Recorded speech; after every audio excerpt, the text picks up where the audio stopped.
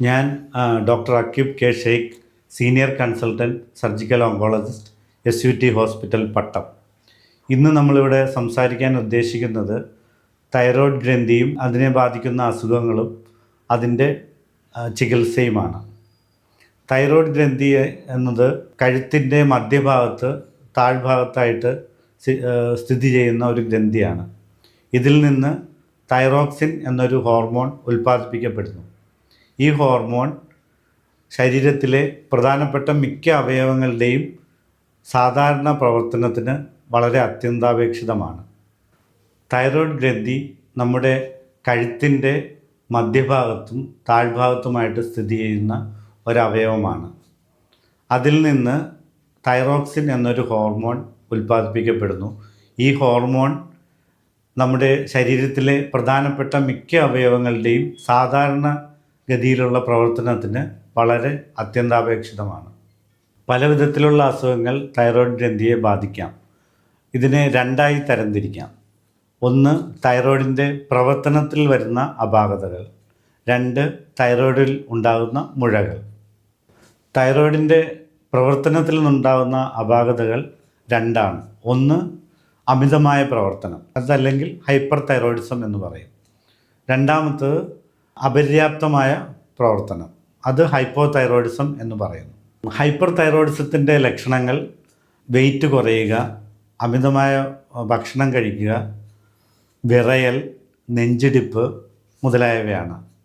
Hypo തൈറോയിഡിസത്തിൻ്റെ ആണെങ്കിൽ ഉന്മേഷക്കുറവ്, കൂടുതലായിട്ടുള്ള ഉറക്കം, കൂടുതലായിട്ട് വണ്ണം വയ്ക്കുക, ഇതൊക്കെയാണ്.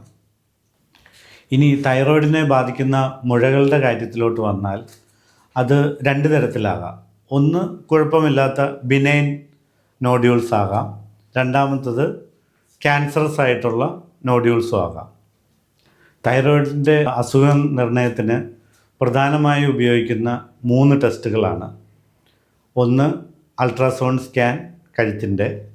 2, ബ്ലഡ് ടെസ്റ്റ് തൈറോയ്ഡ് ഫങ്ഷൻ അറിയാൻ വേണ്ടി. മൂന്നാമത്തത് ഫൈൻ നീഡിൽ ആസ്പിറേഷൻ സൈറ്റോളജി അല്ലെങ്കിൽ FNAC. ഇനി നമുക്ക് കുറച്ചുകൂടി പ്രായോഗികമായി തൈറോയ്ഡ് അസുഖമുള്ളവരെ എങ്ങനെയാണ് നമ്മൾ ട്രീറ്റ് ചെയ്യുന്നതെന്ന് നോക്കാം. ഒന്നാമതായി, തൈറോയ്ഡിൻ്റെ പ്രവർത്തനത്തിൽ അപാകതയുള്ളവരെ എങ്ങനെ ട്രീറ്റ് ചെയ്യും. ഹൈപ്പർ തൈറോയിഡിസം ആയിട്ട് വരുന്ന രോഗിയാണെങ്കിൽ ആ ലക്ഷണങ്ങളെല്ലാം ആ രോഗി കാണിക്കുന്നുണ്ടെങ്കിൽ നമ്മൾ പ്രധാനമായിട്ടും ചെയ്യുന്നത് ബ്ലഡ് ടെസ്റ്റാണ്, തൈറോയ്ഡ് ഫങ്ഷൻ ടെസ്റ്റ്.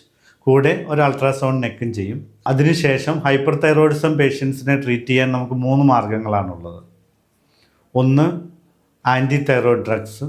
2, സർജറി, അത് total thyroidectomy. 3, radio active iodine ablation.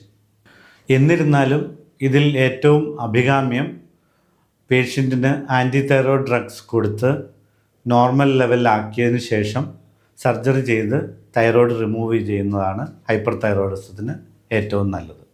ഇനി ഹൈപ്പോ തൈറോയിഡിസത്തിൻ്റെ സിംറ്റംസുമായിട്ട് വരുന്ന രോഗികളെ എങ്ങനെയാണ് നമ്മൾ ചികിത്സിക്കുന്നതെന്ന് നോക്കാം.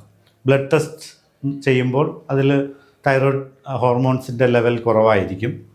കൂടെ ഒരു അൾട്രാസൗണ്ട് സ്കാൻ കൂടെ ചെയ്യണം. കാര്യം ചില രോഗികൾക്ക് ഇതിൻ്റെ കൂടെ തന്നെ തൈറോയ്ഡിൽ മുഴകളും കാണാൻ സാധ്യതയുണ്ട്.